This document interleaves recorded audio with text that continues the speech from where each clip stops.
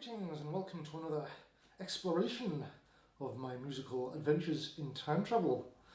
In this little performance coming up, I'm going to explore the New Age muddled mayhem about the whole notion of A at 432 Hz. And is 432 Hz New Age Schmertz? I've actually wrote a blog on that very title. Maybe look at the blog section of my website. Which I sort of apply some philosophical skepticism in my epistemological excavations into the New Age mayhem about 432 Hz. Despite all the very bizarre spiritual claims about 432 Hz, the only sort of hard evidence I think anyone's ever done at researching whether this particular frequency was used in antiquity is an amazing chap called John Wheeler, who is the editor of Susan Hake Ventura's book, The Music of the Bible Revealed. In this experiment, he bases his research on the length of the silver trumpets played by the Levites in the Temple of Jersusalem. Now this would have given presumably the tonic pitch of ancient Israel, because that's the fixed pitch which all the other instruments of the Levitical ensemble, the Lyres called the kinnors and the nevels, would have been tuned to.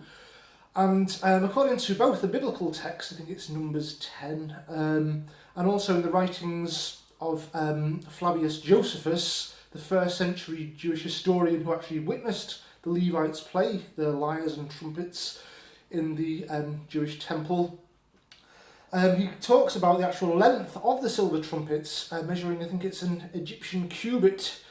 And if you have a trumpet made to the length of an Egyptian cubit, and you play it around sea level, it comes out approximately at 432 Hz, surprisingly enough.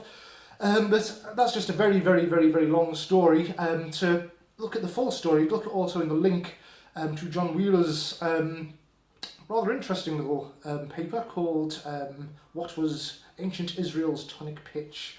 But in this ilk, I've decided to tune my wonderful evocation of the biblical kinnor, the 10-string lyre played by my very own, very ancient Levite ancestors in the Temple of Jersusalem.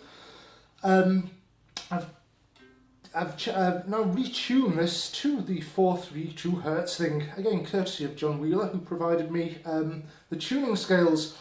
Also, as well as having a reference pitch of 432 Hz, the lyre is tuned to the wonderfully pure, just intonation of antiquity to really enhance the authentic feel, hopefully.